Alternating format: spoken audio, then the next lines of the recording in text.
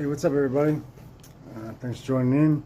Real quick, I want to go over first aid kit and how to set it all up. It can be really overwhelming. You look at all the basic items that you have in a first aid kit and your medications and things you're going to want.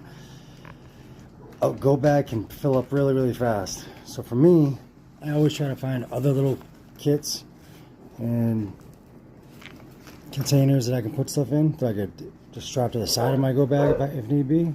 And in this case, I'm using this one here.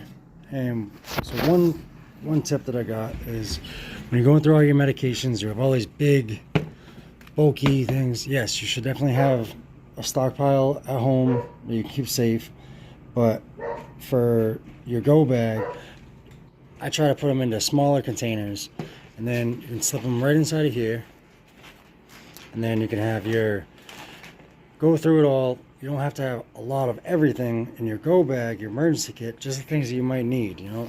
Definitely antiseptic wipes, gauze pads, burn spray.